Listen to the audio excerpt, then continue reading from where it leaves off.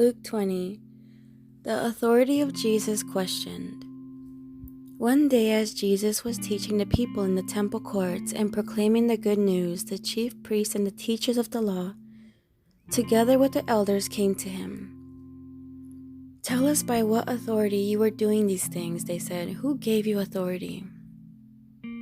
He replied, "I will also ask you a question. Tell me, John's baptism, was it from heaven or of human origin?" They discussed it among themselves and said, "If we say from heaven, he will ask, 'Why didn't you believe him?' But if we say of human origin, all the people will stone us because they are persuaded that John was a prophet." So they answered, "We don't know where it was from." Jesus said, "Neither will I tell you by what authority I am doing these things." The parable of the tenants. He went on to tell the people this parable. A man planted a vineyard, rented it to some farmers, and went away for a long time. At harvest time, he sent a servant to the tenants so that they would give him some of the fruit of the vineyard. But the tenants beat him up and sent him away empty-handed. He sent another servant, but that one also they beat and treated shamefully, and sent away empty-handed. He sent still a third, and they wounded him and threw him out. Then the owner of the vineyard said, "What shall I do? I will send my son whom I love. Perhaps they will respect him." But when the tenants saw him, they talked the matter over.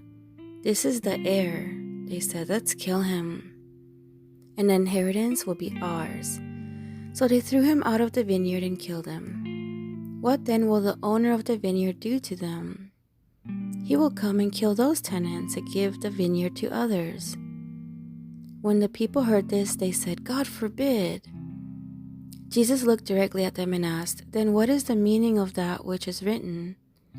The stone the builders rejected has become the cornerstone.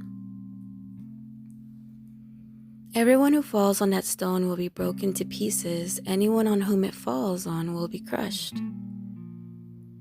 The teachers of the law and the chief priests looked for a way to arrest him immediately because they knew he had spoken this parable against them. But they were afraid of the people. Paying taxes to Caesar. Keeping a close watch on him, they sent spies who pretended to be sincere. They hoped to catch Jesus in something he said so that they might hand him over to the power and authority of the governor. So the spies questioned him, "Teacher, we know that you speak and teach what is right, and that you do not show partiality but teach the way of God in accordance to the truth.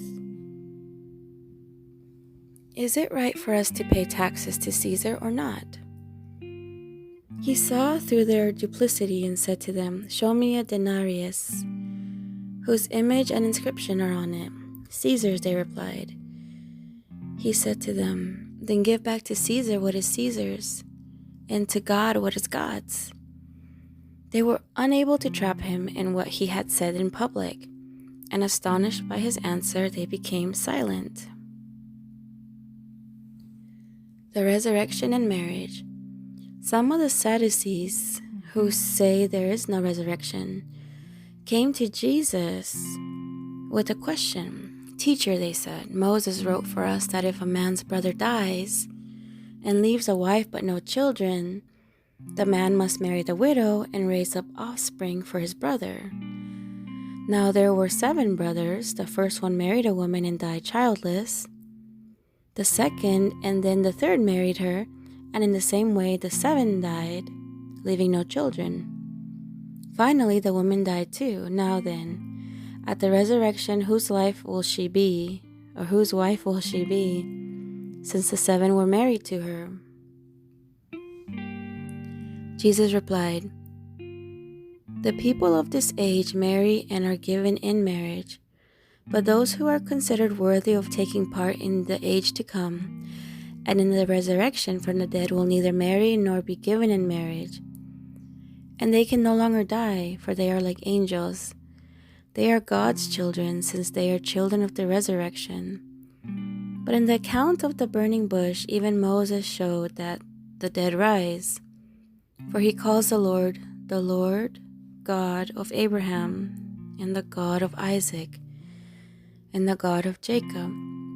He is not the God of the dead, but of the living, for to him all are alive." Some of the teachers of the law responded, "Well said, teacher," and no one dared to ask him any more questions. Whose son is the Messiah? Then Jesus said to them, "Why is it said that the Messiah is the son of David? David himself declares in the book of Psalms, 'The Lord said to my Lord, sit at my right hand until I make your enemies a footstool for your feet.'